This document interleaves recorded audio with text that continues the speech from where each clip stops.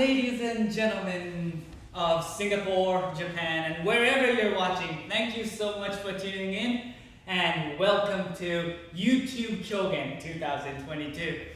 My name is Sennojo Shigeyama, and I am the main actor of today and will be presenting this Japanese traditional art called Kyogen. So, this YouTube program is presented by the the Department of Japanese Studies of National University of Singapore and is supported by JCCI Singapore Foundation. Thank you very much. And so, before we get into the real performance of this Japanese traditional performance, Japanese comedy called Kyogen, I would like to introduce the basics of what Kyogen is, because I'm sure many of you have never heard of it or seen it. So, as you may know, in Japan, there are many different types of Japanese traditional arts, and some of it, like for example, gagaku, dates back to almost 1,000 years ago, and some of it are fairly new in the Edo period, which is like 400 or 500 years. But the program you are about to watch, called Kyogen, was made in the Muromachi period in Japan, which dates back to like 600, 700 years ago. And this was like a time in Japan when nobody really conquered the whole Japan, and there was these like small countries, hundreds of small countries all over Japan, and they were all fighting over to rule the Japanese land. And during those era, lots of different types of performance from China came into Japan. And in the early days, these kind of performances were called sarugaku or dengaku. And then so, if we were to compare it from the arts we have now, this was, we think that this sarugaku was kind of like a circus, where they would have like people like walking on like ropes. Some people will be using animals to do tricks, and some people will be like dancing and singing. So in the medieval time in Japan, this sarugaku was like very popular, and it was like a bunch of different sorts of performances all mixed up in one. And then from there, there's this famous father and son called Kanami and Zeami, who is the founder of a performance called No. They made this performance very like abstract performance called No. And then inside that, like a twin became Kyogen. And No is like a musical tragedy where people dance and sing to tell the stories. And basically, all the No performance is like a somewhat tragedy with ghosts of like people who died in the war come out and stuff like that. And Kyogen was kind of like the very opposite of this. People who come out in Kyogen rarely have like personal names. For example, today you'll see 3 plays, but in one of them, a character called Tarokaja will come out. And Tarokaja is a name of a servant, but really it's not actually a name of that person. It's just like a role name. So if you were to translate Tarokaja in English, it would be like servant number 1.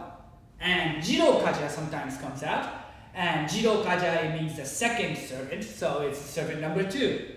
And Kyogen talks about ordinary life of ordinary human in the medieval time. And most of the time, it's quite hilarious. And it talks about like daily problems, like the master tells the servant to do something, and then the servant is lame, so he doesn't want to do the work. So he finds a different way so that he wouldn't have to do any chores. and like wives and husbands fighting. These kind of stuff that can happen to anybody in any time. That's what Kyogen talks about. And these two completely separate performances, No and Kyogen, they were put into a pair. And each of them was performed one after another. So in official No Gaku, No and Kyogen performance, they would first do a Kyogen, they would first do a No, and then they would do Kyogen, and then another No, another Kyogen, another No, and so on. And No and Kyogen have been very close for over 700 years now, and that's why today I am presenting this Kyogen YouTube from a place called a No Theater. And as you can see around me, this is a typical type of traditional No performance theater. And only a few, there are a few exceptions, but usually only No and Kyogen are performed on these kind of stages. And it's very different from a modern day stage. As you can see, it's all made of wood. It's called hinoki wood. And if you compare it to ordinary stage, you can see that there is like very different, like we don't have like curtains in front of the audience, and we have these like little stairways over there. And then in the end of the stairway, there is a rolled curtain where actors will come out and go back in. And maybe it's a little bit hard to see on the screen, but what's very special, what's very strange about this No Theater is right now we are in a No Theater, but this No stage is inside of a building, but still it has a roof. So actually, we have another roof on top of this stage's roof. And why it's been like this, it's all No theaters are like this in Japan. And why it looks like this is because in the old days, these no stages weren't insides, they were outsides. And if you go to like very old shrines and like temples in Japan, you will find no stages inside of these shrines, just on the outsides. And so the audience will be watching from outside of the stage, which means if it rains, then we can't perform because the audience will get all wet.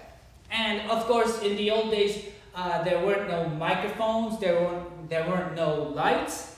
So the old people made up like different techniques to show the audience the stage effects and how to make it more exciting. For example, underneath where I'm standing right now, there is a big pot buried inside the stage. And that is because on the No stage, in Kyogen and No, we often stomp to make sounds and to vibrate it and make the sound much clearer and larger.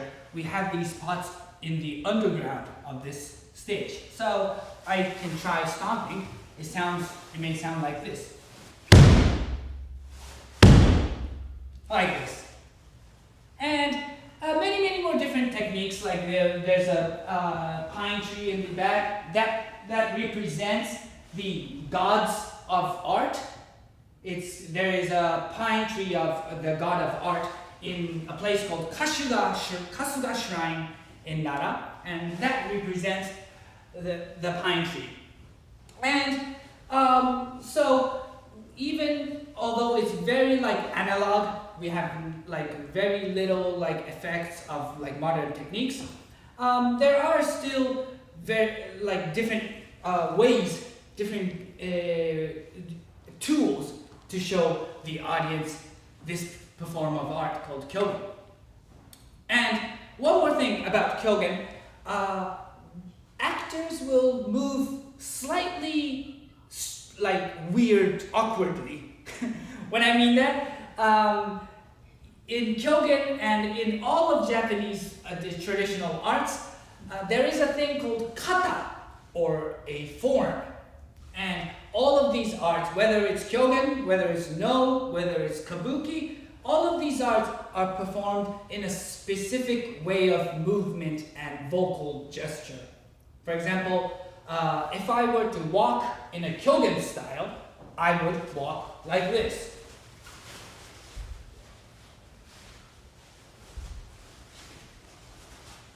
This is called sugi ashi, or the sliding feet. And when we walk on the stage in Kyogen, we always walk like this without raising our feet up from the stage. And other techniques and other movements you will find watching the show from today, that you may find that it's very different from how you would act in the modern or the Western way of theater. But so maybe you will need some time, like the first 5 minutes, to get kind of used to the movements and the way we talk. We talk really slowly in a Kyogen performance. If you understand Japanese, you will know. But maybe we talk like half the speed, maybe 1/3 of the speed of what we would speak normally in Japanese, ordinary Japanese. But of course, why we do that is because there's a reason. I told you that Kyogen and No were performed outside. And so people were watching from far away, especially like the patrons that paid the actors money, the shoguns. They sat at the very back of the stage. And if they couldn't hear what the actors were saying, sometimes the actors would have to commit suicide. So we needed them to definitely hear what we say. So that's why Kyogen speaks very loudly, clearly, and slowly. So today we'll be showing you 3 pieces of Kyogen. The first one being Inabado, the second one being Shibiri, and the last Kagyu. It is like a sketch comedy. It's a very simple and short story, and although you'll be watching it on subtitles, I'm sure you'll be able to understand it. And it's a very simple story that it can happen anywhere actually in the world, of a simple conflict between 2 or 3 characters. And Kyogen is one of the oldest comedy existing in the whole world right now. So it's like there's this essence of like this universal comedy inside Kyogen, together with like commedia dell'arte from Italy and Europe. There are a lot of similarities in comedy plays all around the world. So I hope you could feel that laughter, comedy is universal, and people in the old era, like 1,000 years ago, laughed with the same kind of stuff that we even laugh today. So that much is maybe enough for the explanation, and we'll get right into the Kyogen. First play will be called Inabado, and Inabado is a name of a shrine, of a temple that exists even now in Japan, in Kyoto.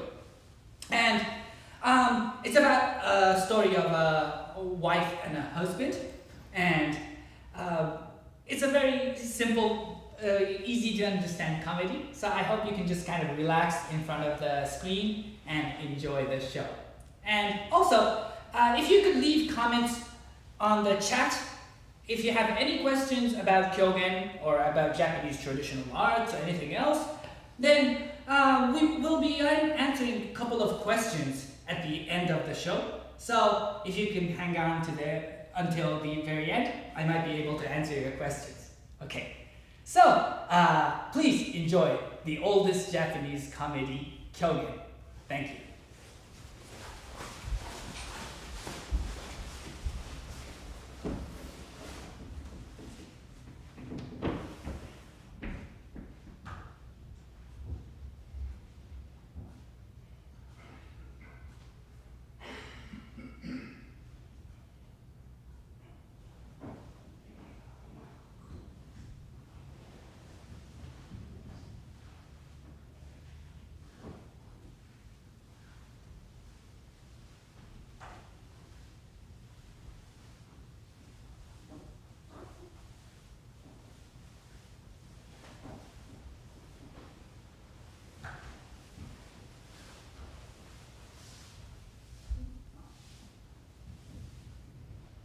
これはこの辺りに住まいいたすものでござる。それがし妻を持ってござるが、いかに痛いても大酒を飲み、世帯のことは少しも構わず、ややともすれば私をせびらかしまするによってほど迷惑いたすところに、この間親里へ投留に参ったお幸い、後から糸間の情を使わいてござる。さりながら私も一人ではなりませぬ。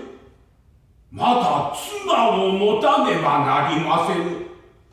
それにつき稲葉堂のお薬師如来は現仏者じゃと申しまするによって、これより妻恋の規制をかけに参ろうと存ずる。まずそろりそろりと参ろう。いやまことにいつぞは糸間をやろう、糸間をやろうと存ずるところ、この度親里へ参ったお幸い、糸間の情を使わいてござるが、あの情を見たならば定めて肝をつぶいたことでござろう。おや、何かと申すうち、はや稲葉堂へ参った。いつ参ってもおびただしい参詣でござる。さらばまず拝のいたそう。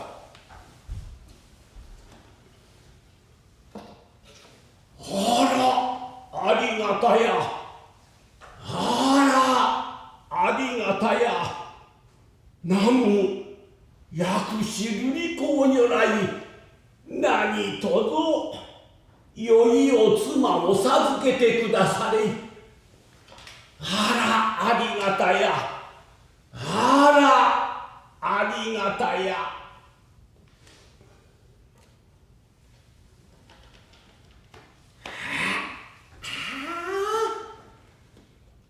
いつ参ってもしんしんとした殊勝そうなお前でござる。さらば今宵はこれにて通夜をいたそうと存ずる。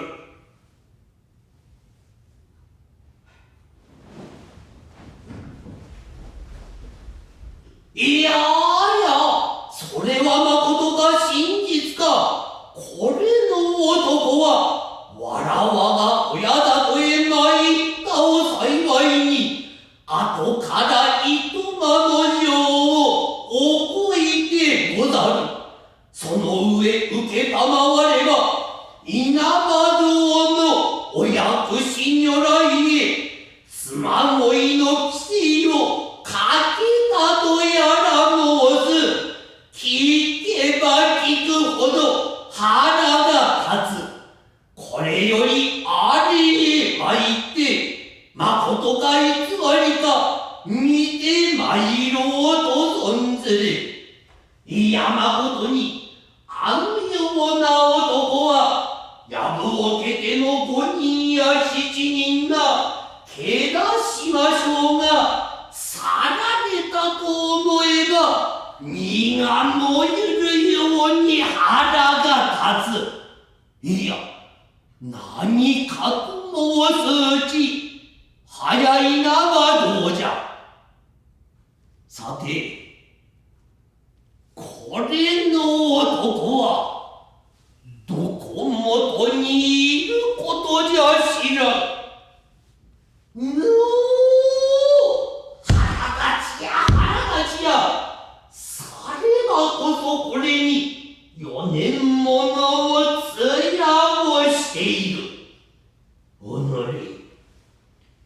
食い裂いてのぞか、引き裂いてのぞか、何としてくりょうずを。いや、思い抱いた、いたしようがござ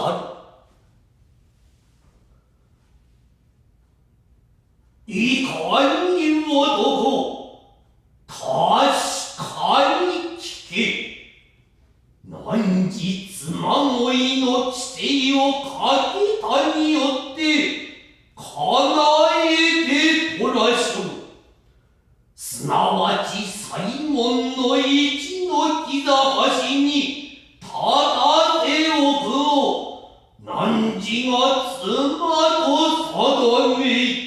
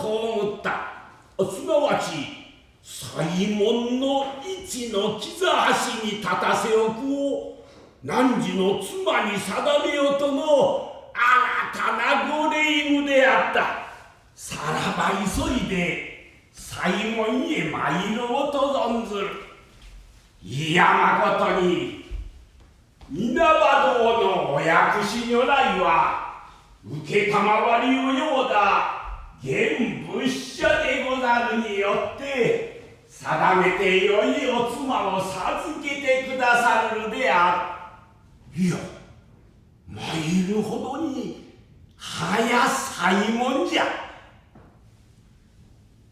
て、この辺りにお妻らしい人は見えんが、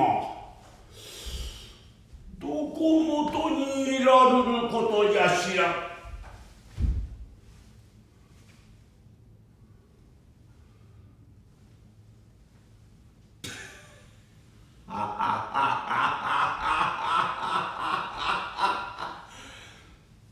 さればこそあれにやごとないお姿でつっくりと立たせられた。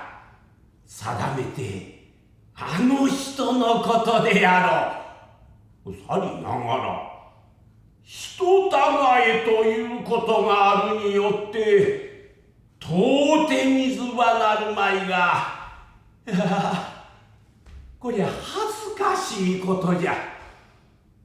これと知ったならば多少人を頼もで参ろうものを近頃残念なことをいたいた。さりながらいつがいつまで問わずにもおられまい。こりゃ恥ずかしながら問うてみよう。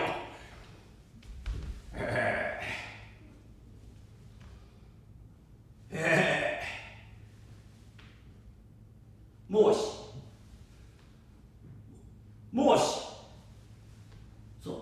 それへつっくりと立たせられましたわ。もしやごむそ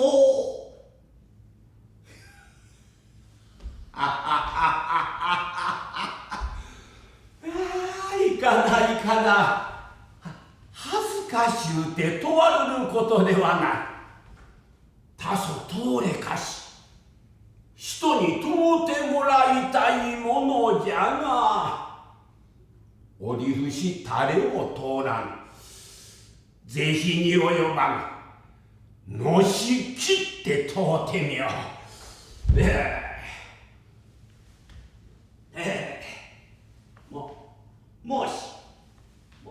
もし、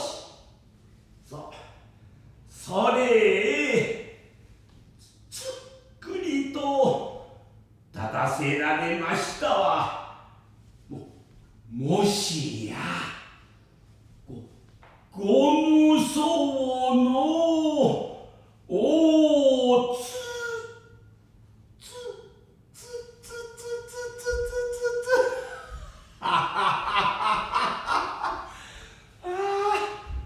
恥ずかしゅうて問わるることではない。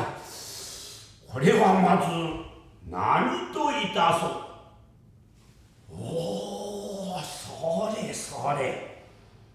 男の心と大仏の柱は太いが上にも太かれと申す。思い切って問うてみよう。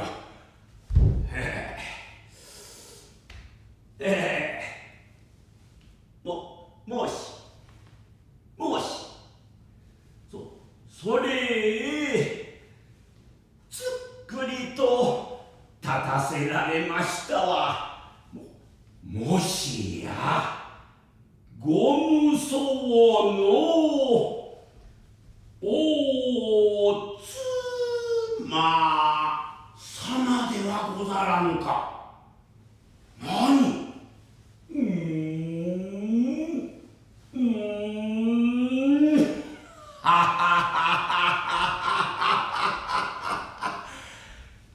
ご無双のお妻様ではござらぬかと問うたれば、何もものは仰せられず、ただ恥ずかしそうに疑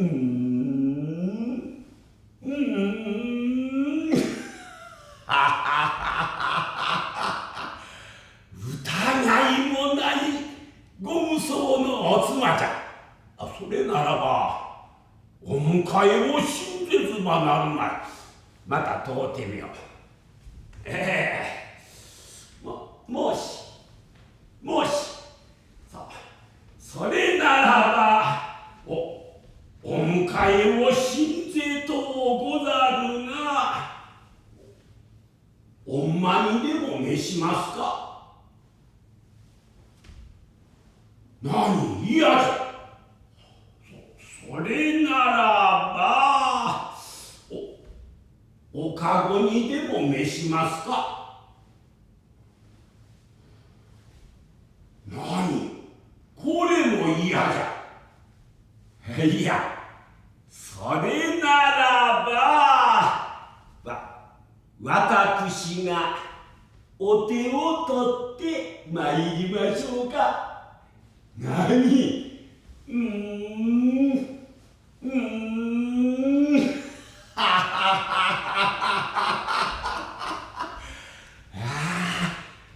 ご無双のお妻は格別じゃ。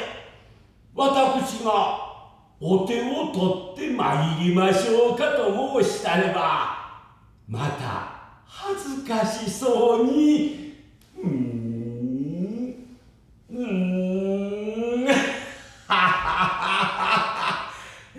こりゃ喜ばしいことじゃ。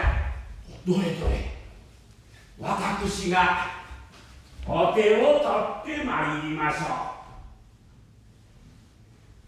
う。さあござれござれ。さて、かようになりまするからは何も隠すことはござらぬ。私もこれまで女どものないではござらぬが、いかに痛いても大酒を飲み、世帯のことは少しも構わず、ややともすれば私をせびらかしまするによって、この間親里へ参ったお幸い、糸間の情を使わいてござる。これからはこなたを頼みまするほどに何かの世話をしてくだされ。いや、何かと申すうち早これでござる。さあずっと通らせられ。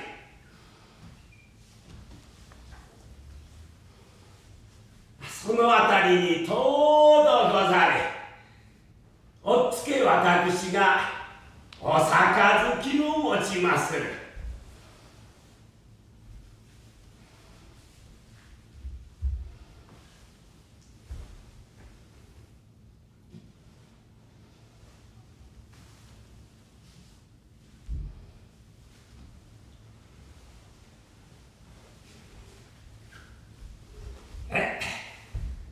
お杯持ちましてござる。さて、かような時には世にある人は町女郎の何のと申してにぎやかに召されまするが、我らごとき者はさようなことをいたいても後が続きません。その上私も相応に元でもござったが、皆これまでの女どもが使いはたいてござる。さりながらこれからはこなたと私といたいて稼いだならばいかようなことなりともなりましょう。こんにいった祝儀ばかりのことでござる。さて、この杯はまず私からいただきます。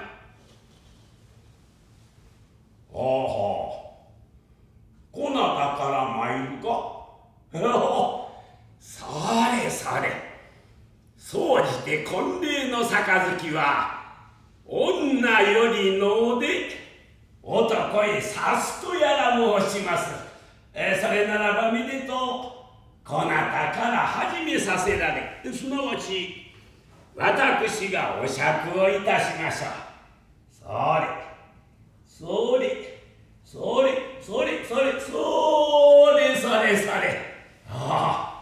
ょうどござる。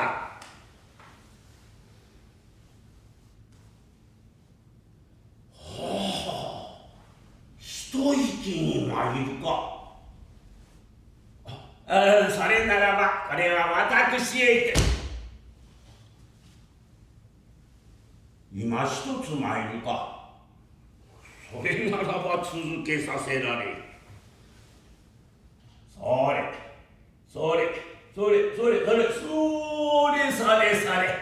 またなみなみとござる。静かに参れ。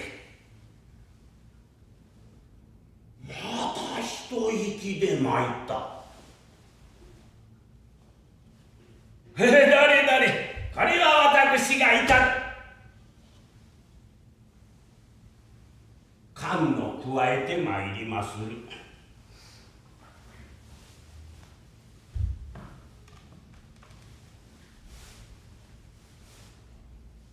これはいかなこと。これまでの女どもが大酒飲みでござったによって糸間を使わいてござるが、ご無双のお妻もまたご主が一つなると見えた。こりゃどうでもみどもには酒を飲む女が不相そうな。是非に及ばぬ。勘を加えてまいろう。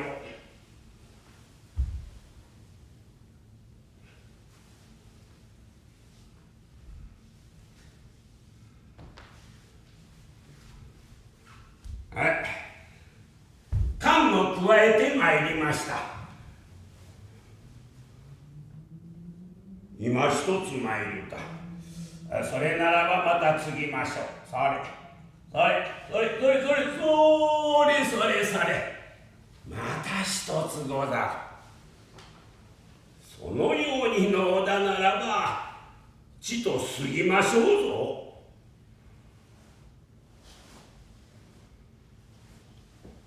どれ、この度こそ私がいただきましょう。嫌じゃと言うていつがいつまで私がのまいで何とするものでござる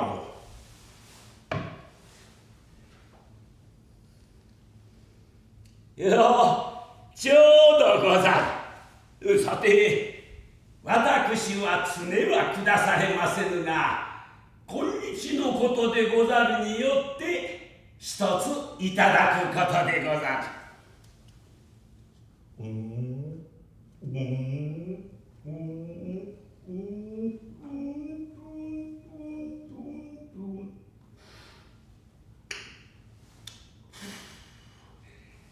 さて、これはめでとうしまいましょう。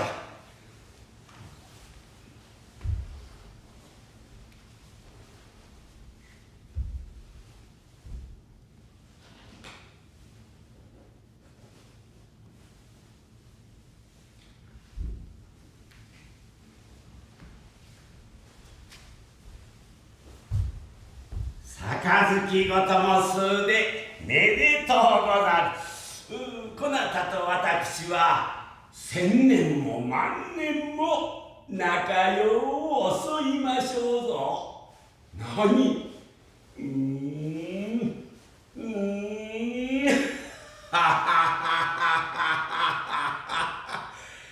いや、それならば対面の将ほどにその和気を取らしめ。何嫌じゃ。さては恥ずかしいか。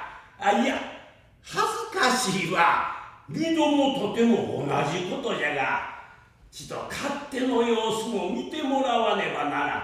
平におとりゃれ。何嫌じゃ。いや、それならば身どもが取って信じろ。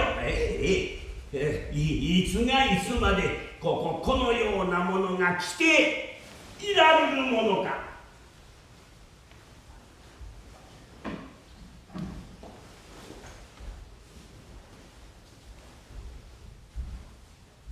さらば対面のいたそう。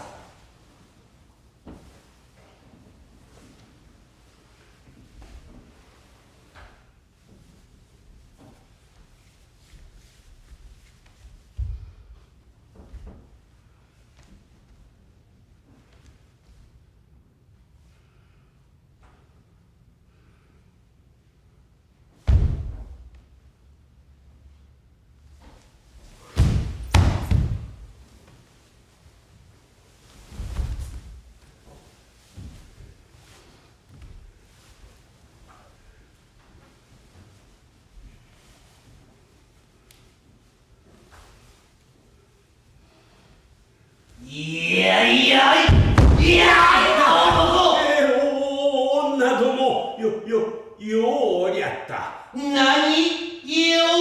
うやった。おのでようもようも、わらわが親だとえまいったお幸いに、後から糸間の情を起こしおったが。いや、あれはそなたの安否を問うたふみじゃ。まだそのつれなことを言う。おのれ、食い裂いての情か。これは何とする。食い裂いての情か。その上ようもようも、稲葉堂の親子如来に妻恋の規定をかけよったな。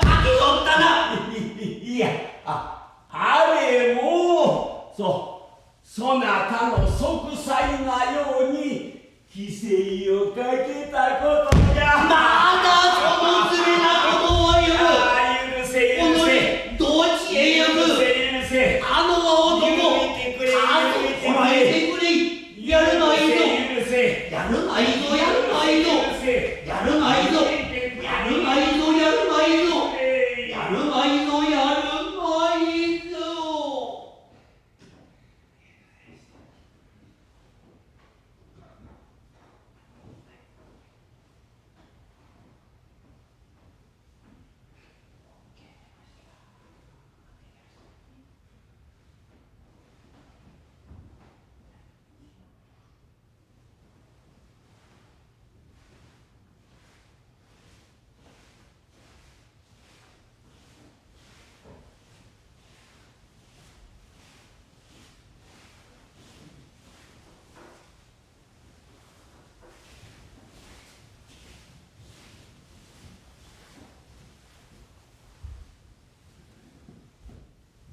それはこの辺りに住まいいたすものでござる。今晩にわかにお客がござるによって、まず太郎冠者を呼びいだし、泉の境へ酒魚物を整えに使わそうと存ずる。いやいやい太郎冠者、おるかやい。イエス。いたが Here I am at your service。念の早かった。汝を呼び出すは別なることでもない。今晩にわかに客があるによって、汝は大義ながら泉の境へいて酒魚物を整えてこい。I understand, but I have many more chores around the house. So please, let the second servant, Tarokaja, go. 次郎冠者は他に用のことがあるによって、ぜひとも汝いてこい。In that case, I understand. うちも忙しい。はよいて、やがて戻れ。I will obey. Yes.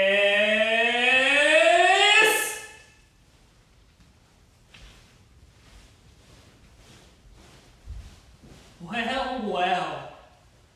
What a tiring chore he has given me. To go to the Izumi in Sakai just for tonight is not a problem. But every time he has a guest, to go there again and again, it's a nightmare. I've got to think quickly. What shall I do now? Aha! I have a brilliant idea.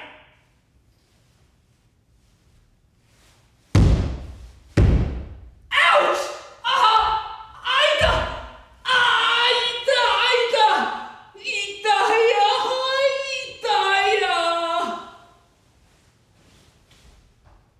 いや、太郎冠者の声で以降門前が騒がしい。何事じゃ知らぬ。やいやい太郎冠者、何とした。Oh, I was just about to go to Izumi in Sakai when my legs suddenly gave me the cramps. Itaya! しびりほどのことを行さんに言う。どれどれ、みどもがまじないをしてとらしょ。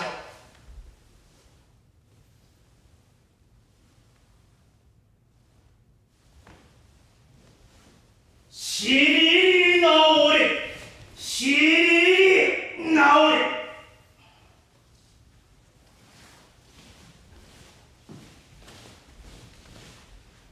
What have you done to me? 総じてしびりのまじないには額に塵を結べばそのまま治るというによってそれゆえつけた。 No way! My case of leg cramps are a serious case of paralysis, and just by putting dust on my forehead will never ever cure it. それには何ぞ司祭があるか。 Oh yes, there is an enormous story behind it. I will tell you. Please listen carefully. こ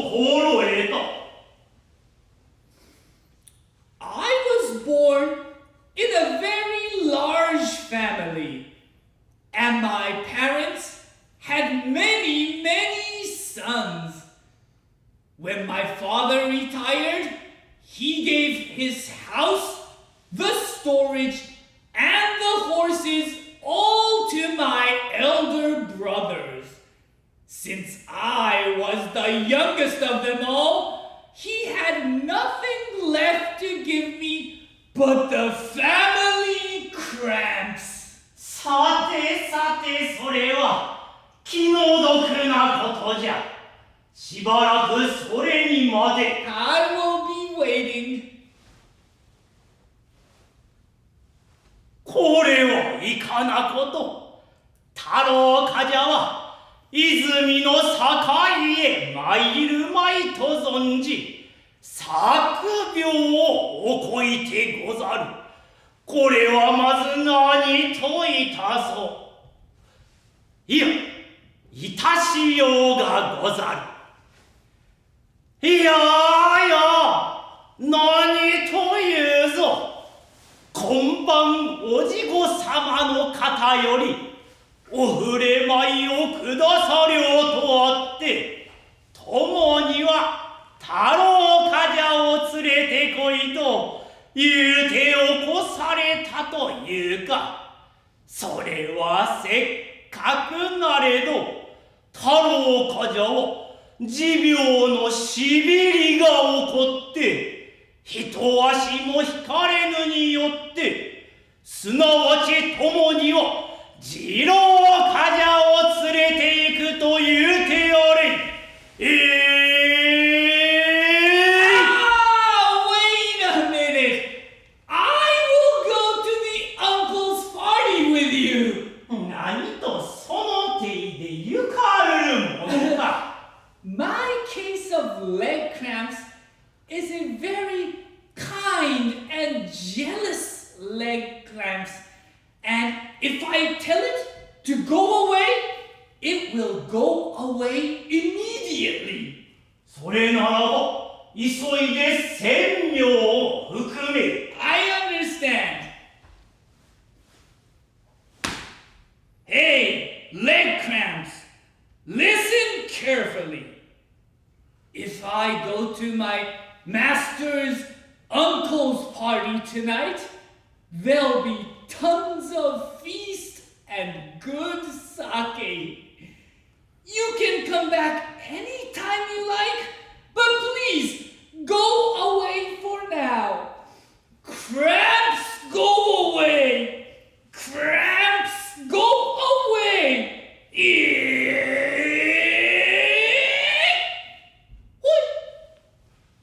今のほいは何であった？ I think that was the clamps answering that it will go away. して、心持ちは何とじゃ？ I think I feel alright now. それならばまず、立ってみよ。Excuse me, can you lend me your hand? 心得た。そう、立て。And do it quietly. 心得た。やっとな。何と立てたか。I'm standing alright. 前、遠出みよ。I can jump forward. 後ろへも遠出みよ。I can jump backwards. きりりと回れ。Yes! 何とよいか。I feel perfect now. いず方へでもゆかりょうか。I can go anywhere you like. それならば、最前おじごの方へと言うたは偽り。まことは泉の境へいて、酒魚物を整えてこい。When you say that the uncle's party was a lie, and I have to go to Izumi in Sakai? The leg cramps came back again! Ita!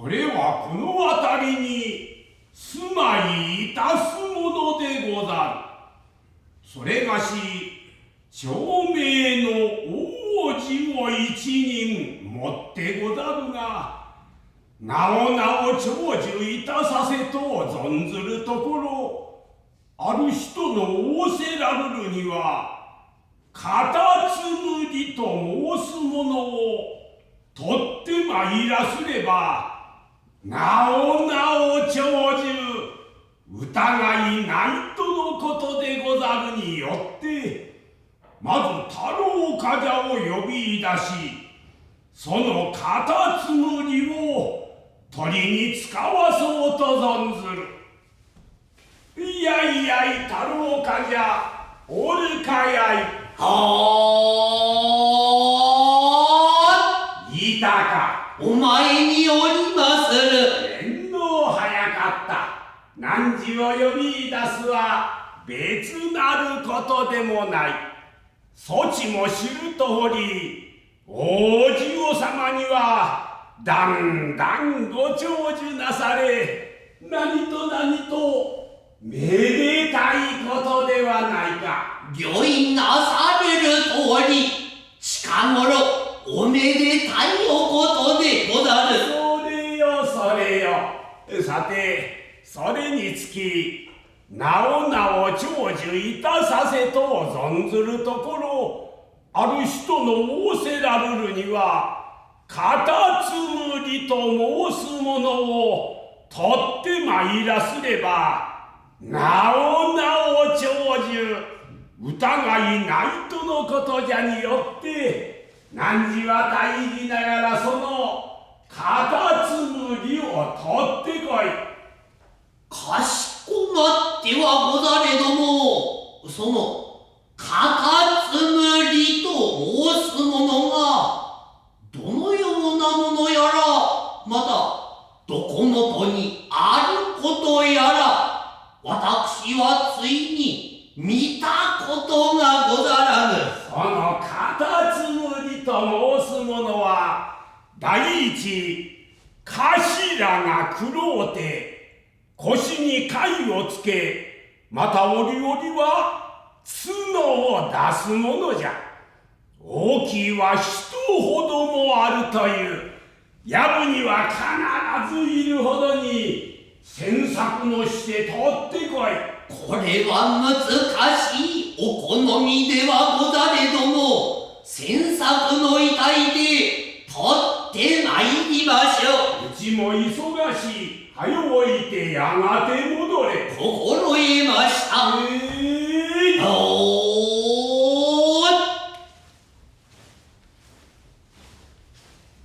さてもさても、にわかな模様を仰せつけられた。さて、これはどのやぶへ参ろう。いや、この村外れに大きなやぶがある。まずあれへ参ろう。まず急いで参ろう。いやまことにこう参ってもやぶにカタツムリがおらばえようござるが、もしおらぬ時は参った線もないことでござる。いや、何かと申すうち、早やぶへ参った。まず入ってみよう。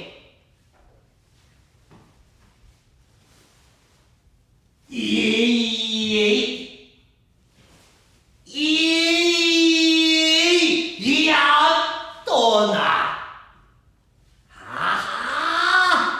外から見るとは違うで、大きなやぶじゃ。さて、この辺りに頭の黒いものはいぬか。腰に貝をつけたものはおらぬか。また折々は角を出すものはいる。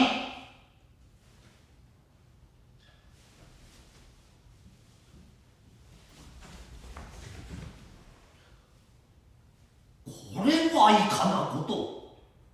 あれに何者やら寝ている。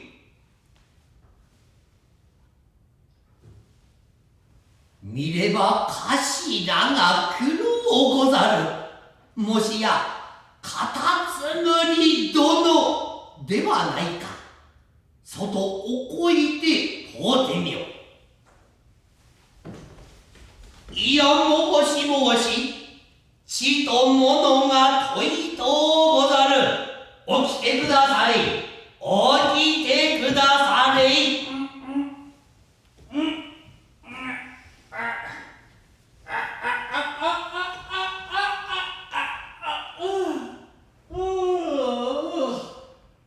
あ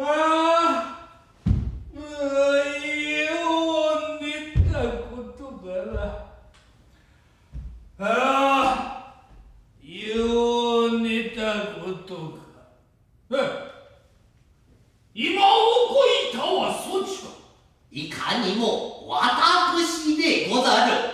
身どもをこいて何とす。卒字な申し事ながら、もしやこなたはカタツムリ殿ではござらぬか。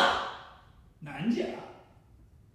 身どもがカタツムリではないかというか。なかなか。してそのカタツムリを訪ねて何とする。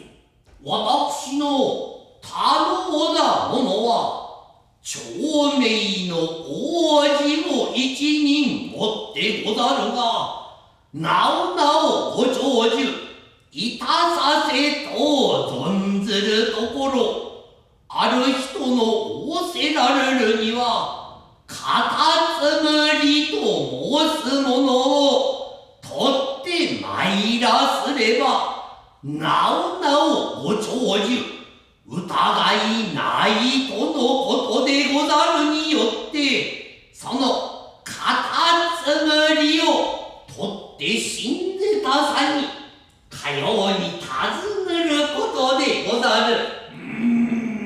司祭を聞けばもっともじゃ。しばらくそれにお待ちあれ。かしこまってござる。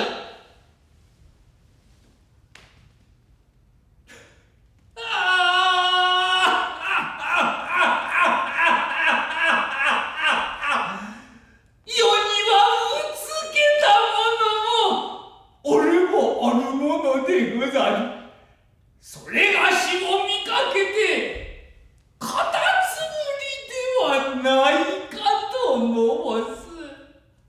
いやいやおい、身どもがカタツムリじゃと言うて、キャツを散々なぶってやろうと存ずる。いやのものを追いやるか。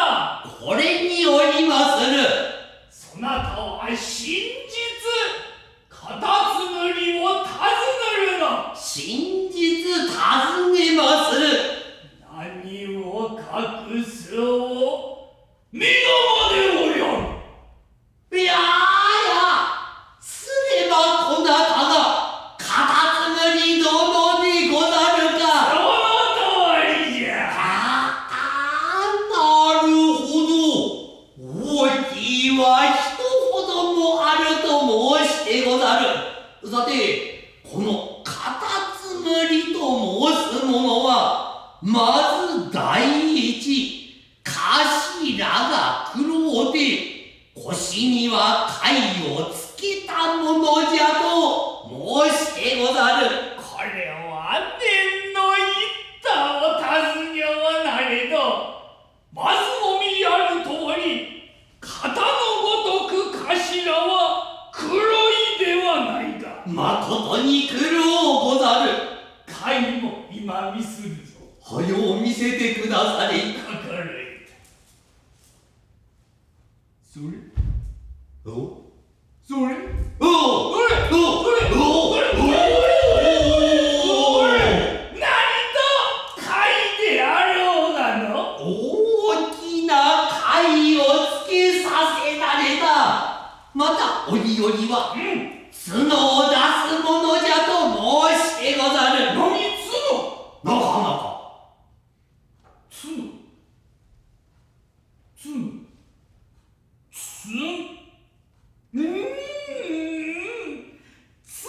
今見するぞ。はよう見せてくだされ。わかられた。それそれとそれおそれおそれそれ何と角であろうがの。見事な角をつけさせられた。疑いもないカタツムリ殿でござる。何とぞ私の方へ来てくだされ。それはなるまい。それはまだなぜでござる。この頃は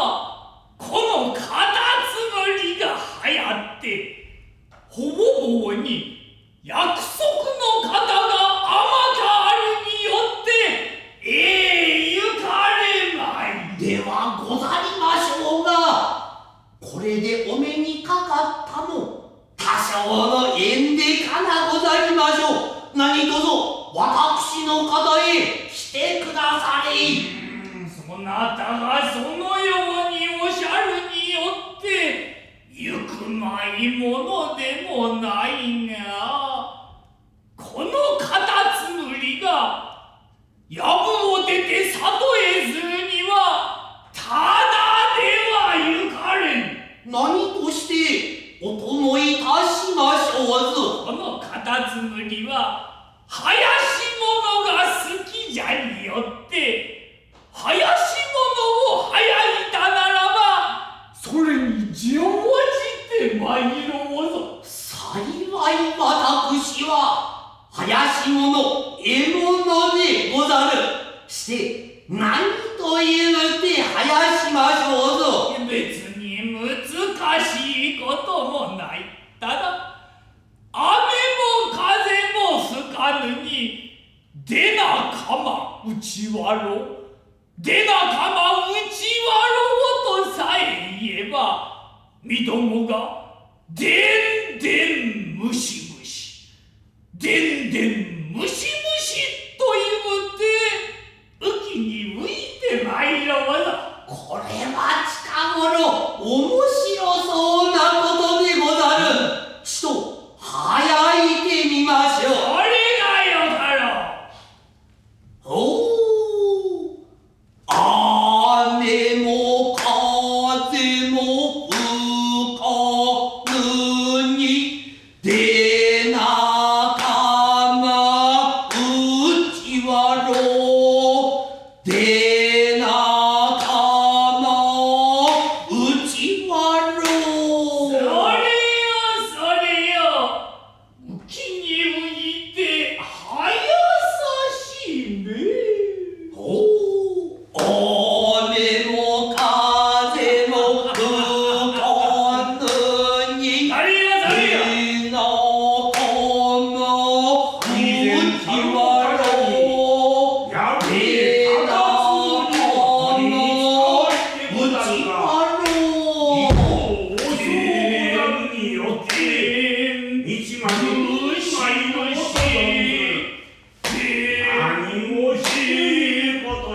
むしむしでんでんむしむし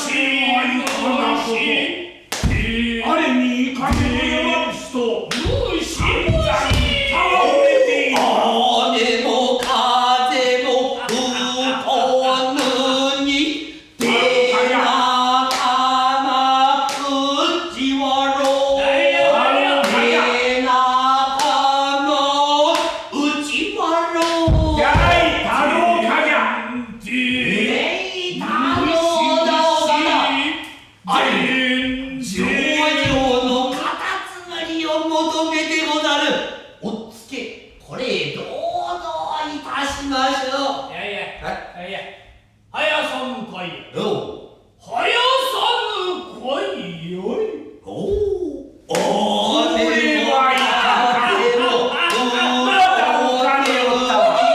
出なかまうちわろ出なかまうちわろ。太郎かじゃ。何事でござる。あれは山伏で埋伏じゃいやい。やすれば毎週でござる。なかなか。ならば私が長尺をしてやりましょう。それがよかろう。むしむしでんでんむしむし。もうそこな人、何事じゃ。そなたは最前カタツムリじゃとはおしゃれども、まことは山伏でマイスじゃげな。なんのマイスであろう。みどもは最善のおそれおむしむし。お雨も風も吹かぬに出なかまうちわろ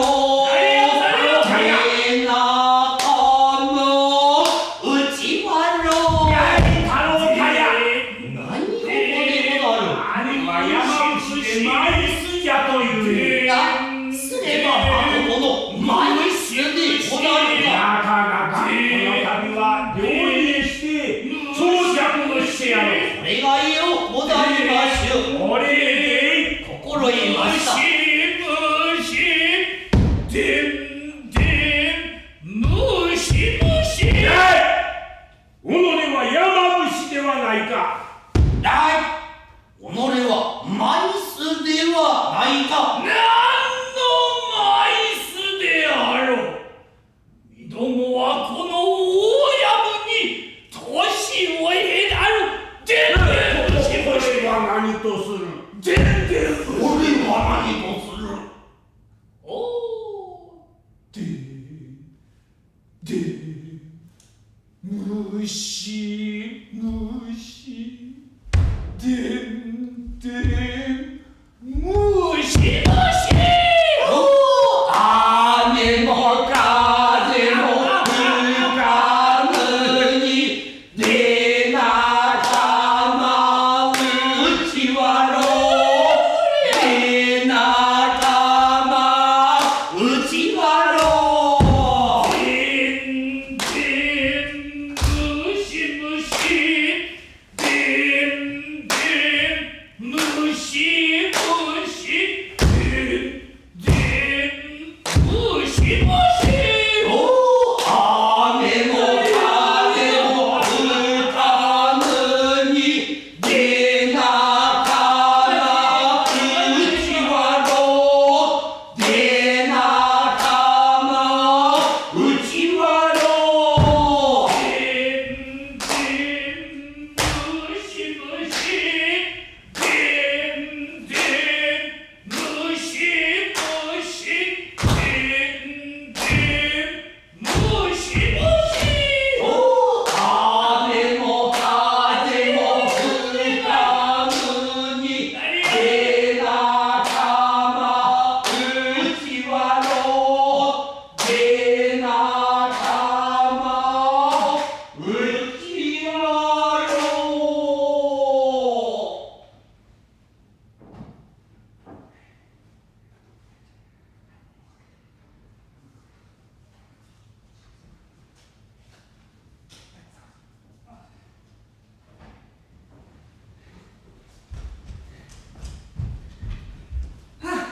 So, how did you enjoy the performance? Thank you very much for watching until the very end. So, this is the Japanese traditional style of comedy Kyogen. Hope you enjoyed it. どうもありがとうございました。最後までご覧いただきまして、お楽しみいただけましたら幸いです。So, I have some questions here that I'd like to answer, and we have several. So I'll try to make it real quick for each one, so I have time to answer all the questions. Number one, I have a question. Why did they use a tray rather than a fan as a cup? It is to represent the excessive drinking of the wife. Also, on the same vein, why is the sake cup so large? So here it is. This is what we use for the Inabado, the sake cup. And if you know the drinking culture of Japan, the cups we use usually to drink Japanese sake are really, really tiny, like this small. And we drink many times with the small cup. But in Kyogen, somehow, we use these gigantic sake cups. And it's not only in this play, Inabado, but often this thing called kazuraoke, it's actually a barrel. It's like a lid of a barrel. So there's this whole barrel, and you can take the lid off. And we're using the lid for sake cups in Kyogen. And we are not really sure why we use these for cups. Sometimes we use fans. You saw in the play Inabado, when we pour, the sake bottle was shown by the fan. But sometimes we use fans to represent sake cups. But also, we use these kazuraoke barrel lids. We don't know why, but probably because, like I said, people were watching from far away, so they needed to see the sakazuki, the cup, really clearly. So that's why they started using these giant sake barrel lids, is what I think. Okay, so question number 2, next question. What are some subtle hints conveyed through the choice of words in the script movements and other aspects of the show? What are some subtle hints conveyed through the choice of words in the script, movements and other aspects? This means the original Kyogen script, right? Okay. I'll try to answer this later, okay? Sorry. I'll go to the next question first. I see that even in Kyogen, all actors are male, regardless of the role. Is it historical even back in the Muromachi? If all the actors are male, like in Inabado, how are the gendered roles differentiated to mark out the character's gender? Okay, so in Japanese traditional performance, many of them are traditionally acted by men, whether the role is woman, female, or male. And there are several reasons. Maybe, if you look up in history, like books for kabuki and things, you'll find out. One is because it was a ritual for the gods, and only male could perform in front of the gods back then. And one was because this is not for Kyogen, but for kabuki, because it was so popular and people loved it so much, the young woman's kabuki, it got banned by the government in the early Edo period. So, how to differentiate the movements and the gestures? In Kyogen, it's quite similar actually, because we don't do makeup and we don't have a specific movement for women, but we have a slightly higher voice when we act as women. And also, as you've seen in Inabado, the costume is very different. The women don't wear these hakama pants. They wear just straight kimonos. So, which makes them move in smaller steps. If I have hakamas on, I can move in large, big steps. But women, because it's covered all the way until the ankle, they can only move small steps. And that kind of automatically shows women's movements. And they have these turban-looking hair bands that cover up, it's not a makeup, but somewhat of the face, so that it looks at least a little bit less manly. Why we don't do makeup in Kyogen is because in Kyogen, when we do a role that cannot be acted by our face, we use masks, like in no play and Kyogen play. So performances that use masks, we don't make up. Okay, next question. I see that even in Kyogen, I answered this. I think this one is, okay. It's interesting that there are very little actors on stage at one time. Is this typical of Kyogen? Seems like there is an interesting use of space. Okay, yes, typical Kyogen is performed usually by 2 to 4 people. So what you saw today, these 3 plays are very, very typical. And Kyogen is, because the storyline is very simple, it doesn't need much characters at once. So for a normal Kyogen, maybe maximum is 7, 8, and many of them, out of that 7 or 8 people in that one play, 5 people are just people from the streets or people from the village. So they don't have a specific role. They're just together as one. But the performance that Kyogen that has most characters in it is called Tozumo, or the Chinese sumo. And this is a story that Japanese sumo wrestler goes to China and they fight the wrestlers. He fights the Chinese wrestlers. This performance, maximum there's 50 people on stage. So you could imagine on this small space, 50 people. It gets really, really packed. if you're interested, you could check out the YouTube for Tozumo. Maybe there might be some clips there. Okay, next question. Speaking of audiences, what would be the typical audience look like during the Muromachi period? Was Kyogen restricted to the nobility, men, or was it available for commoners to view? So in the beginning, when No and Kyogen started, they were just performing. It was like a street performance, outside performance, inside shrines, temples, or sometimes on roads and like riverside. So it was there for everybody. But when the Muromachi government decided to make No and Kyogen what we call shikigaku, the official art of the government, then they just took all the actors in and they restricted people from teaching it to like ordinary people, showing it to ordinary people. So from then into the Edo period, it gets stricter and stricter and harder for normal audience to watch. So that's kind of why Kabuki was born, because people couldn't see theater anymore because it was governor's governor-owned performance. So that's why Kabuki came out.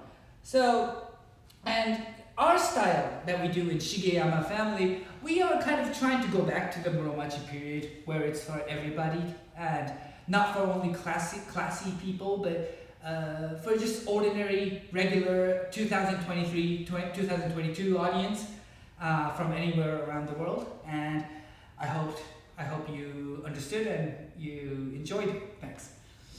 Okay, so the next question. I noticed quite a few similarities between Kyogen and Rakugo. Okay, Rakugo is another Japanese traditional art, such as using a fan as a stand-in for other props. Did Rakugo emerge from Kyogen or did they evolve simultaneously? Adding on to the above, not just Rakugo, but I also see similarities in storytelling with Konto and Owarai. Was there a trail indicating some form of influence? Okay, so this person actually knows about Japanese arts. So I won't go into the details because it's going to take like several hours. But in Japan, there is like a crest, in Japanese history, performance arts are like kind of divided into sections. And one is like Muromachi period and Edo period, where, like I told you, Kyogen and No is owned by the government, and so the people made up a new way of art called Kabuki. So, although Kabuki has lots and lots of effects from Kyogen and No, there are very, very different, differences between Kabuki and Kyogen, and that's one place where art is divided. And another place is in the Meiji period, which the Western people brought in a lot of Western art. The Japanese government wanted to build the country. It wanted to Westernize the country and make the country strong, so so that they wouldn't get invaded by the Western countries. Art, did happen.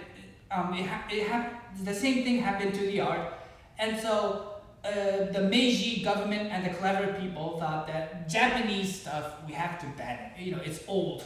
It does nothing. We have to do it the Western way. And so traditional arts, including Kyogen and Kabuki and Rakugo, everything, it wasn't really passed on to the modern theater of nowadays. So like 50 years later from that era, so a revival happens. But basically, Kyogen have very little in common as for in form with the modern Konto or Owarai. And Rakugo is also a Edo style sit-down comedy, sit-down stand-up comedy kind of thing. He talks alone on a blanket, and he sits down and talks by himself. It's kind of the same that we use fans for props for different things. So there are actually a lot of similarities, and some we have similar stories in Kyogen and Rakugo. But basically, Kyogen is like a play, theater. And as in Rakugo is more like storytelling. So the roots is very different between these both arts. So yeah, if you want to know more about it, you can look up in the history of Japanese arts. I'm sure there'll be a lot of books in Singapore too about Japanese arts. So please check it if you're interested. Okay, so the one that I skipped, I have to confirm myself to understand the questions correctly. So maybe I'll answer this question and tell it to Benchu Sensei, Dr. Lim, and maybe she could post it up somewhere else. So I'm sorry, whoever asked me this question, I'll answer maybe later. Okay.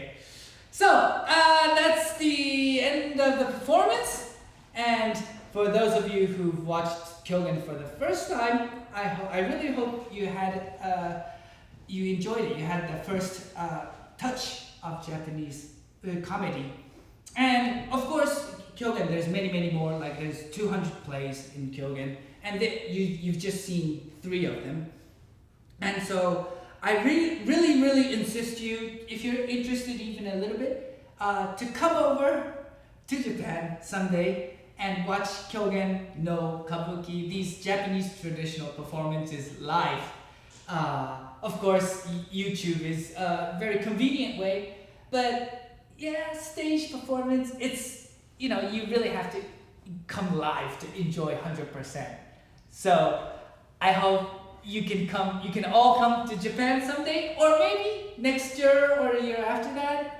Maybe Dr. Lim will invite me back to Singapore, and maybe I can meet you in Singapore. Alright, so this is it for YouTube Kyogen 2022. I hope you enjoyed it, and see you next time. Thank you. Good night. Bye-bye.